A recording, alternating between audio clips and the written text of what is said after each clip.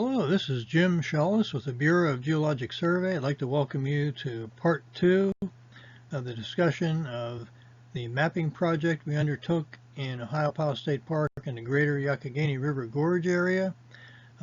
This time we're going to be looking at the Mississippian age rocks, the Cuyahoga, Shenango, Burgoon, and Mauch formations. All right, let's move on up into the Cuyahoga Formation. Okay, we're going to move on up through the Shenango, through Oswego, undifferentiated formation, up through Murraysville into the Cuyahoga Formation. I'm going to look at that.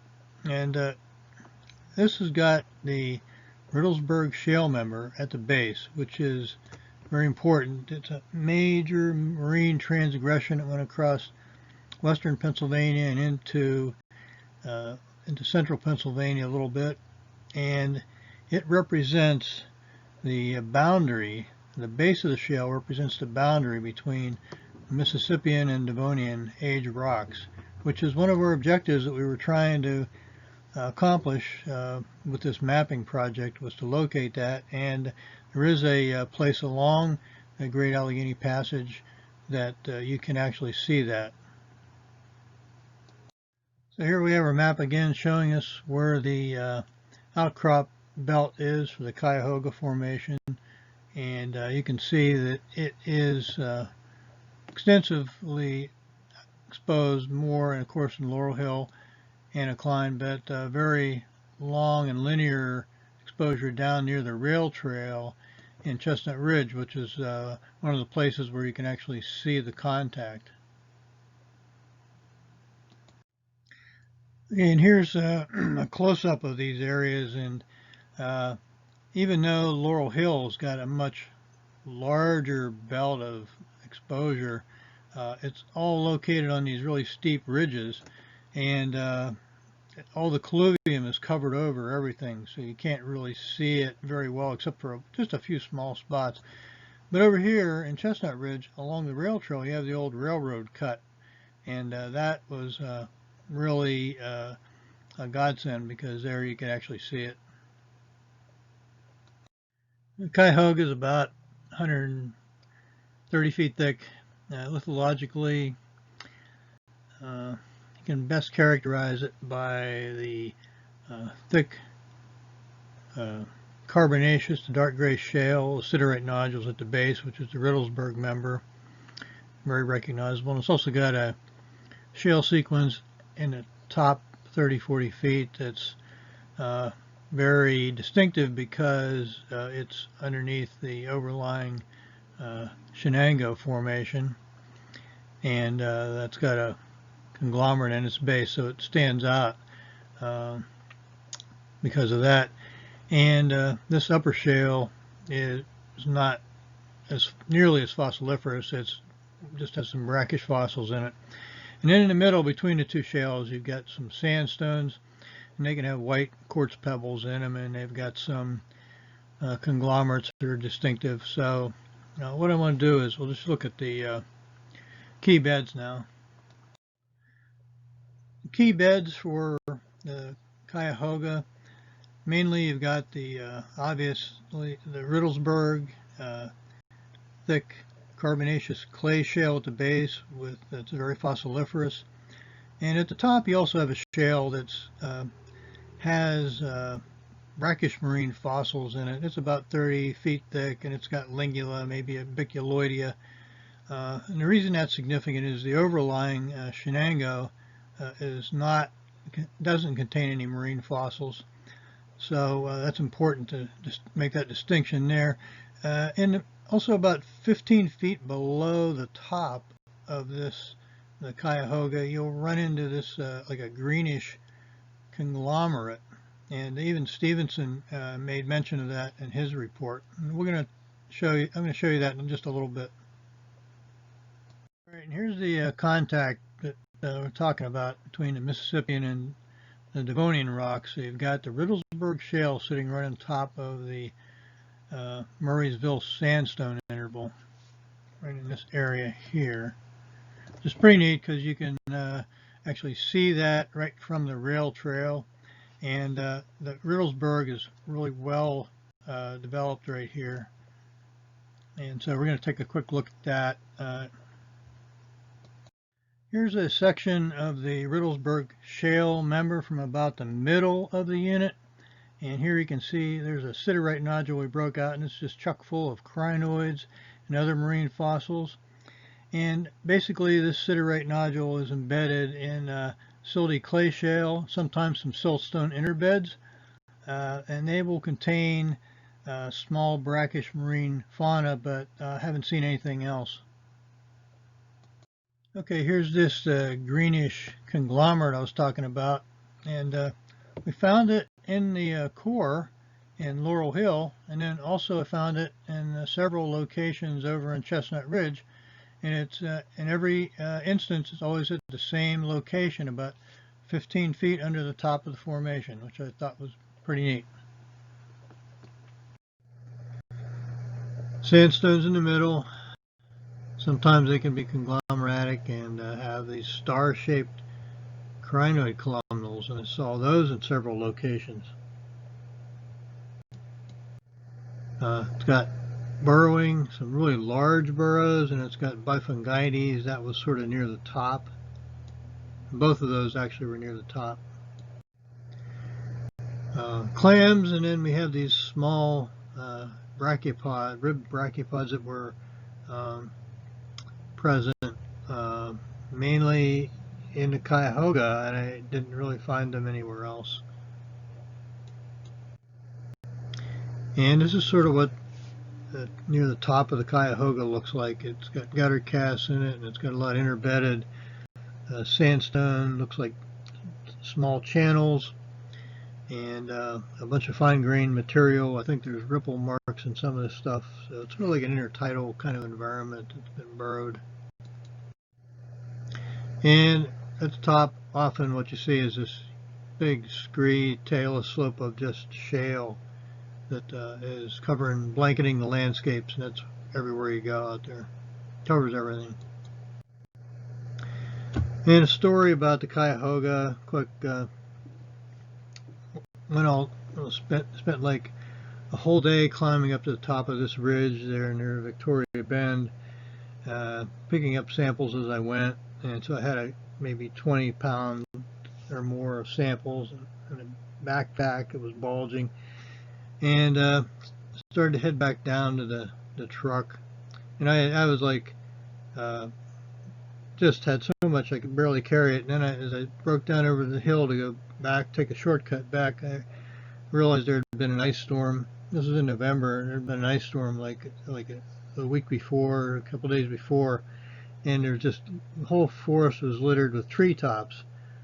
Going down back the way I came would have taken way too long, many miles, and so I said, well, I got to try to go through this, and I got all caught up in the brush and almost broke my leg and had lost some of my rocks. Anyway, I did manage to stumble down the mountain in the dark, and it was like maybe 8-9 o'clock till I got back. And I said, I looked at my bag of rocks, and I said, well, I'll never go back there again. These rocks are like the prize of my life, that I'm going to keep them in a place of honor, and I'll always look at them, remember, how I survived this whole experience and not having to spend the night in the woods or anything. So anyway, next week I go out and look at another area not too far from there. It was in a farm, and I started talking to the farmer about where I was at and what I was doing. He says, oh yeah, you were back at so-and-so's place. I said, okay, what do you mean? He says, oh yeah, back there. And I said, all right. He said, okay, so how do you know about it? He says, well, there's the DCNR put a fire road right back to that. You can drive right back. I've got it all gated, but we can open the gates and we'll just drive right back. And so like in about 15-20 minutes, I was right back to where I had spent probably the best part of 8 or 9 hours walking to, and another 5-6 hours trying to get out of. And so I went back the truck up, and picked up every rock I could find, stuffed it in the back of the truck, drove home, and put them in my front yard, and they're still sitting there. And every time I go past them, I look at that and remember, you know, how what happened, and just sort of just get, you know, get that feeling like sometimes you just can't win. Okay, we're now finally in the uppermost portion of the Shenango through Oswego undifferentiated sequence. We're at the Shenango Formation.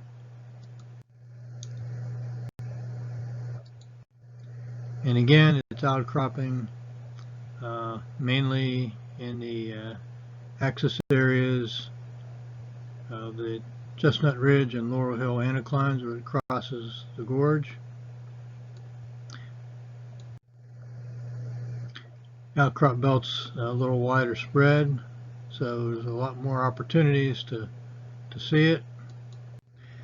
The Shenango Formation here is made up of about a 15 to 30 foot thick unit of very distinctive, highly conglomeratic sandstone, characterized by having pebbles in it that are flat, white, and oval, quartz pebbles, and sometimes they can get up to cobble size. I've seen them already up to where it looked like they might have been 3 to 5 inches, so they get quite large. And this sandstone is then, which is not fossiliferous other than with just having some macro plant fossils and maybe some fish fossils in it. This is overlain by a finer grained sequence of silts and fine grained sandstones that are highly burrowed and get to be sideritic near the top.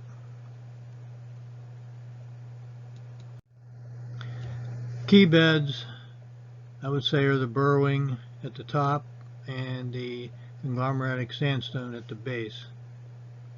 And these sandstones have, are very distinct. They, in addition to the white oval pebbles, these pebbles are found in bands, in very distinct layers, sharp contacts with non-conglomeratic layers. And the blocks of sandstone you see in the woods often are cubic looking. The jointing that affects these rocks they're jointed differently than other rocks that you see on littering the landscape. So they have a lot of characteristics about them that make them very easy to identify. We're calling the conglomerate sandstone at the base of the Shenango Formation, giving it the informal name long run conglomerate, because it's, I think, best exposed in a long run area. Laird had informally called it the lick run conglomerate, but I was over all through that area and I don't think it's very well exposed over there at all. This unit is persistent and it's on all the ridges, and I think in oil and gas well terminology it's known as a little squaw, and it's got these very distinctive white oval, flat white oval quartz pebbles in it, so it makes it easy to distinguish and separate from any of the other sandstones out there on the landscape.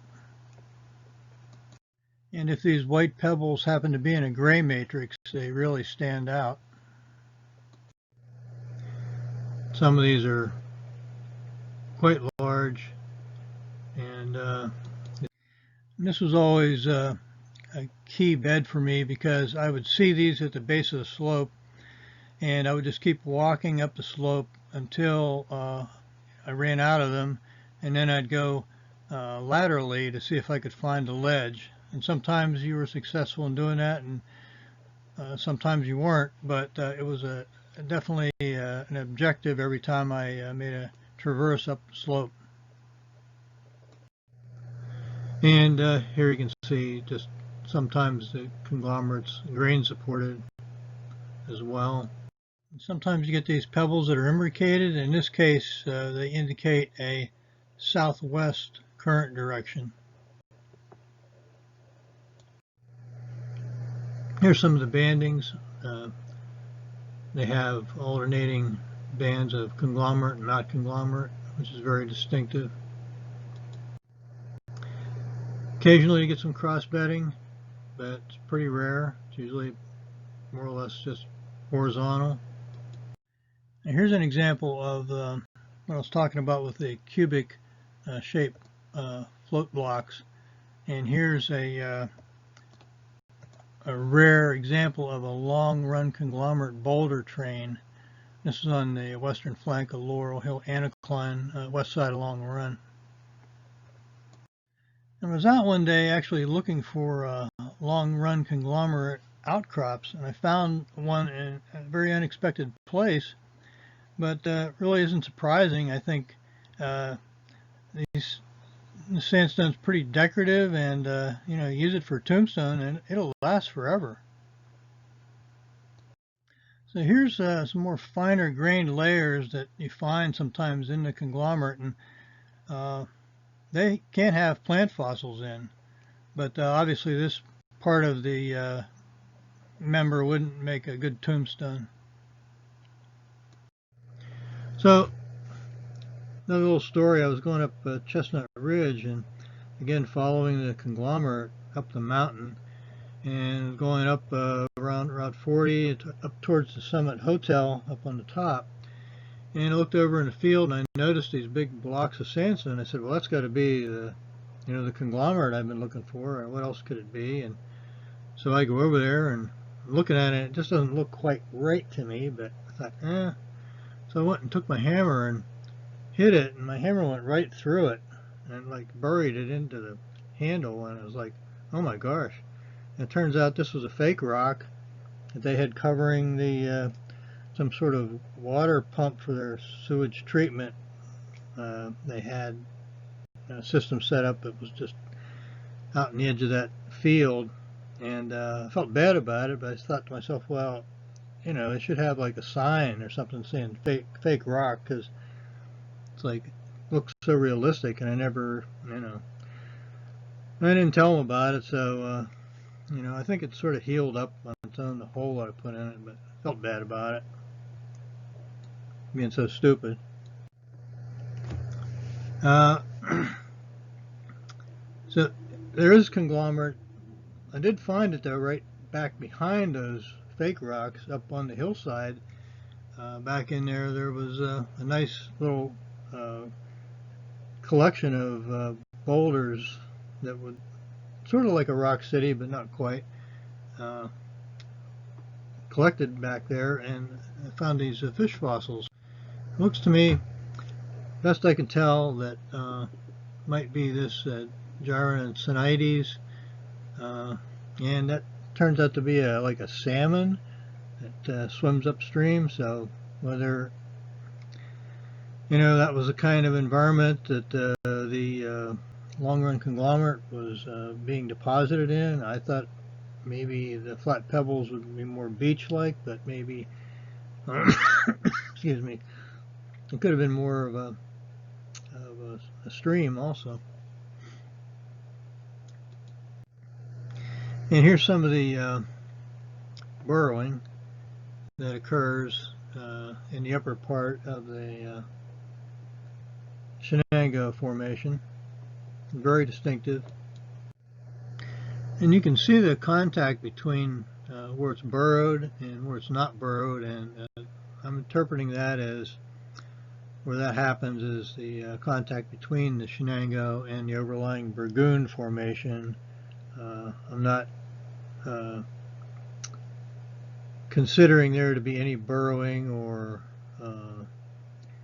like intertidal kinds of relationship associated, depositional environment associated with the Burgoon. But the Shenango, I think, is more of a marine, and that fits with what Shiner also had described it. as having.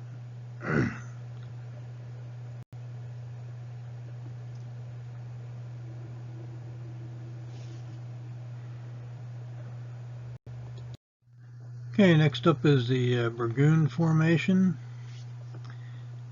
And here's the outcrop belt of the Burgoon sandstone, and you can see that it's got, even though it's 250 feet thick, it forms a very, very narrow band around the edge of the gorge, and that's because it's on a real steep, sloped area. Once you get out away from this area right in here and out past on the ridge, the crest of the anticline, it widens out quite a bit. And over in Chestnut Ridge, sort of a similar situation. In the gorge itself, a very narrow, thin band. But what's neat about it is it provides an opportunity for many viewing platforms, and some real nice scenic views can be obtained from those ledges. The Burgoon sandstone lithologically in the upper half is a good sandstone. It never gets to be really coarse-grained, or rarely does it get to be conglomeratic. So you might get some medium-grained beds up there, and they generally are only rarely conglomeratic right near the top. Once you start to get down 70, 80 feet below the top of the Burgoon, it gets to be usually just fine-grained and very micaceous, and even silty in a lot of places. You get silty inner beds through it, and it doesn't outcrop very well. And the whole formation, except for the very top, gets covered over, especially in the steep sloped areas, by the colluvium from the overlying Mauch Formation. So it doesn't outcrop very well, except the upper ledges. And the upper ledges you can see, and they are cross-bedded, and we'll look at some of that stuff. I think the best way to show you the key beds and some of the things I've observed is just to use some slides. So let's do that now. And here's a slide of a typical Burgoon talus slope, and you can see from the slide that the talus blocks are not more than about 2, maybe 3 feet at the most across. Generally they're smaller than that. They don't really form any real regular shapes, and usually they're not much fun to walk through. You never can get good support from them because they're so small, and they tend to sort of move around under your feet, so didn't really care for them that much. But fortunately there wasn't that many those talus slopes out there. It doesn't really produce a lot of talus in most places because, again, the ledges are often obscured, and these slopes are obscured by the Mauch talus that will come down over them. And here's one of the better exposures that I found on the Burgoon sandstone. This is right at the top of the Burgoon. Youghiogheny sits weathered out right back behind here. This is like the upper 40 feet of the formation. So let's look a little closer at the cross bedding. So here we're getting a little closer, and you can see better the cross bedding and how it's not trough but actually sort of planar and acute angled. And you can see the bedding here is pretty thin. It's not really massive, so it's thinly bedded, almost flaggy. And the other interesting thing I noticed was that where these bedding surfaces come in contact with each other, there's sort of a unique weathering pattern that exists. And I saw a bunch of these blocks laying around the surface on both ridges. So I'd see these blocks, and I knew they were Burgoon sandstone, but had no idea how this step pattern was produced. But I think now maybe we have a better idea. Here's the contact between the Burgoon and the overlying Youghiogheny limestone member.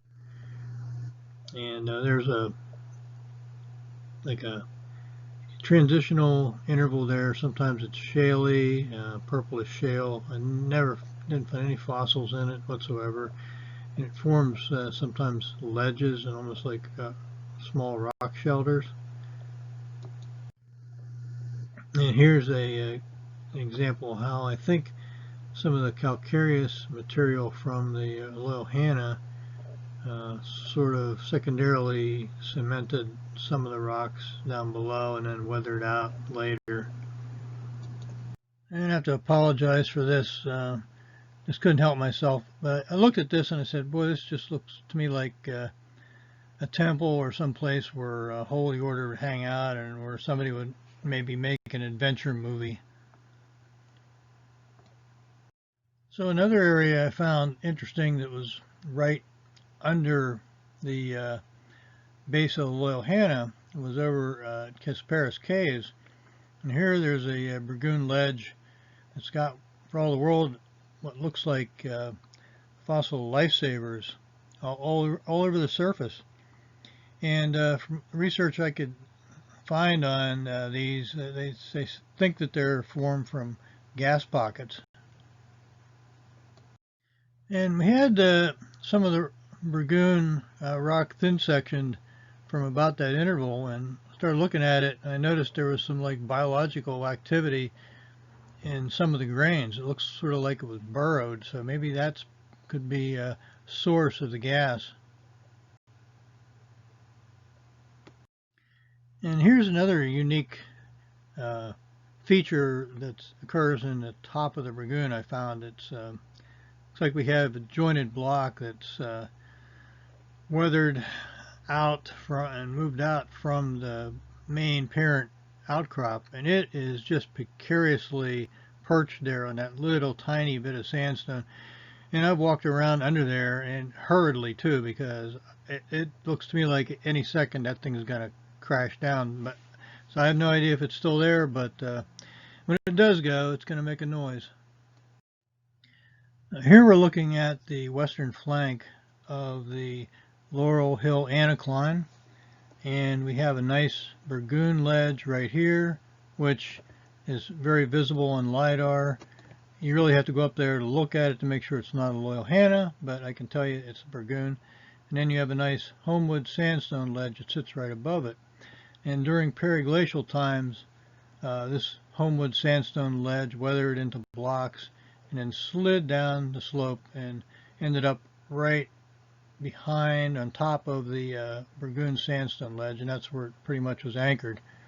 And you can see that reoccurring all over the landscape. So there's no way for the Homewood sandstone to get down into the river here unless it finds a way between the ledges of the Burgoon. Here's a hole right here, but in this case it ends up on top of another ledge, which is the long run conglomerate. And there's only just a tiny opening right in here where it actually, you can see where Homewood sandstone boulders actually make it down past into Long Run.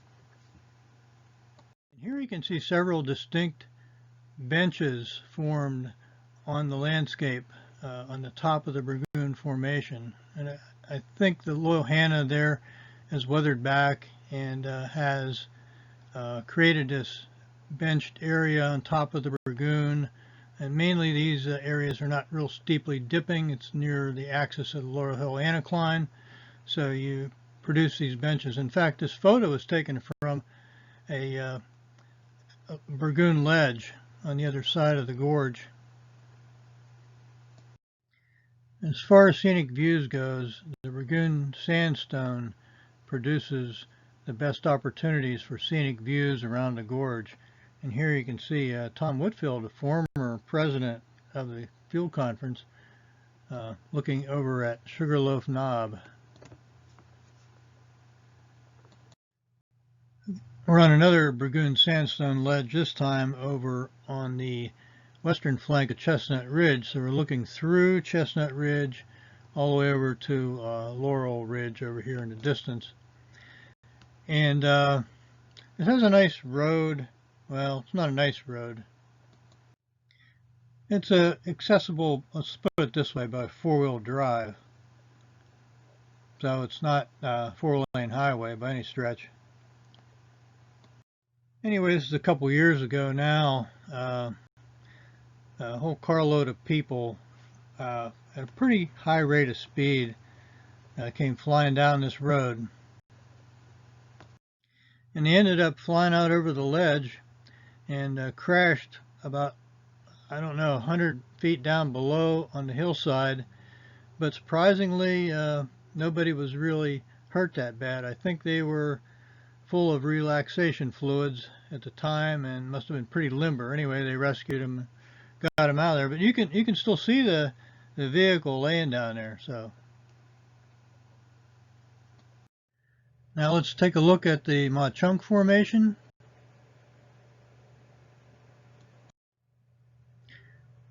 And the Mauch Formation is outcropping around the rim of the gorge, where it's sometimes, a lot of times it'll form ledges, the Youghiogheny, the basal member, and you can see that on LiDAR, and we'll look at that in a little bit. So it's about, let's say, 300 feet thick in this area. And when you get out on the ridge a little bit, each ridge, it can spread out a little bit and cover a lot more surface area. But generally speaking, it's pretty much a narrow band. Formation has 3 main beds, the Youghiogheny at the base, Deer Valley right above it, and then about 75 feet above the top of the Youghiogheny is the Wimp's Gap limestone. Lithologically, there's a range of kinds of rocks that occur within it. It's got silicious limestone. You've got some calcareous sandstones that are cross-bedded.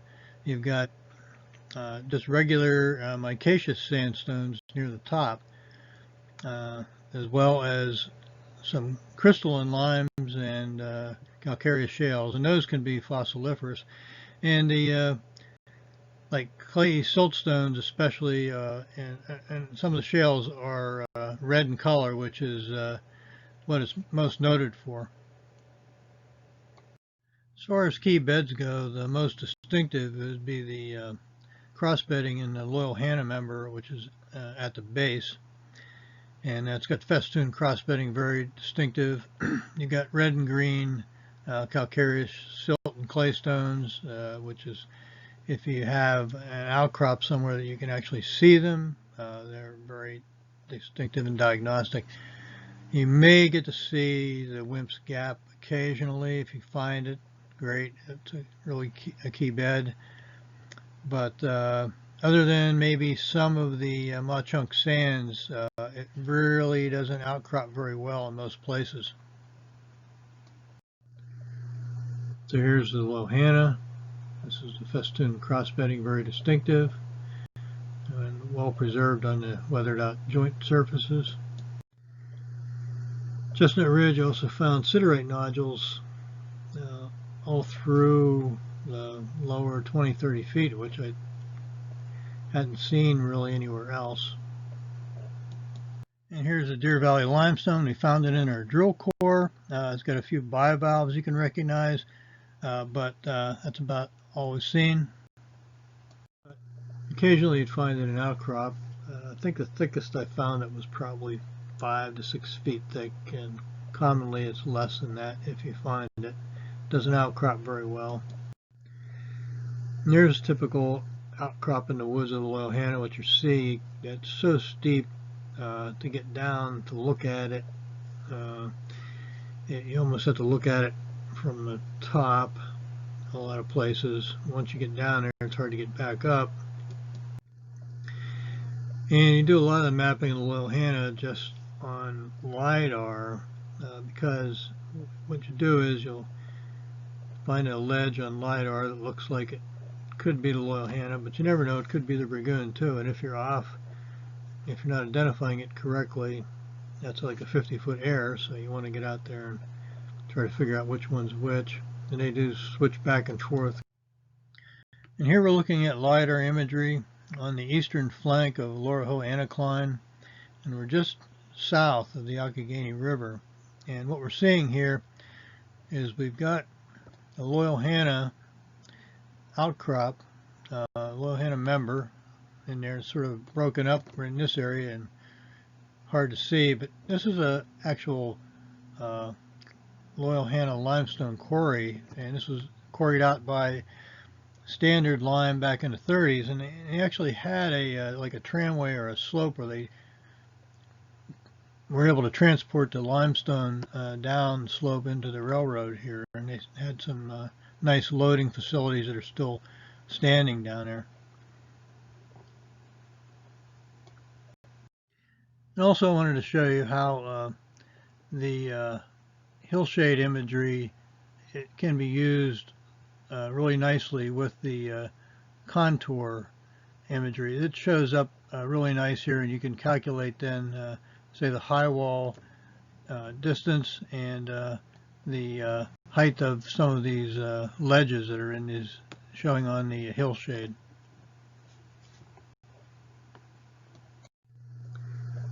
Here's a Chestnut Ridge area, and each of these blue dots represent an outcrop on the Youghiogheny. And so you can see there's quite a number of them, places where you can actually see it. And each one of these represents like a trip up and down the mountain, pretty much. When you get up here, you can do several, but then you're sort of stuck because it's precarious getting up and down. The access points are usually these little bit gentler slopes, but not much, where you can go up and down these sort of the brow of the slope in these areas. And you can see them as well on this side too, so they're rimming around this area, which makes it nice because it's pretty good datum for you to have. Interestingly, there's on the south side there's a white lichen. It doesn't really occur much on the north side, the slope that the sun's shining on, but on the south side it's in the shade. It likes that. And we had some bryophyte specialists out there on a field trip, and they took samples of it, and we're all excited and wrote a paper up about it. It occurs in other rocks too, not just a Youghiogheny, but it blankets these rock faces quite a bit. And if you're on the north side of the gorge, you can look over to the south side, especially if it's like in the wintertime, and you can, or like in the fall, and you can think that there's a snow line or something over there when the temperature is right. And it really turns out to be just the this is all just Youghiogheny face over here with the white lichen on it. And this is what it looks like when you get over there. Places you can see the joints preserved in the Youghiogheny, like very distinctively, very large joint faces just sticking straight up. And we found a sort of a natural bridge where like a pinnacle collapsed over onto another pinnacle and formed like a little connecting bridge or walkway. We never tried to get up on top of it to walk over, but I think it qualifies as a bridge. Here's the fake Youghiogheny. When you're mapping out there and you're walking around the woods, you run across these sandstones that you think you're in the Mauch Formation. Of course, they don't show up on LiDAR, but they're calcareous and cross-bedded, and they look like the Youghiogheny, but they're really just another sandstone that's probably about 30-40 feet above the top of the Youghiogheny. And the rest of the upper half of the formation's made up of interbedded sandstones, thin limestones, and red beds. And mainly the red beds are clay siltstone, iron rich, and near the top you'll get fine grained micaceous sandstones, and that usually is below, like a transition layer that goes before you get into the overlying Pottsville Formation. Here's Sugarloaf Knob, and it's sort of interesting because it's one of the few, I think, knobs that mud chunk is formed in a mud chunk. There's a little tiny bit of Pottsville right on the top, sort of holding it up. Sort of interesting.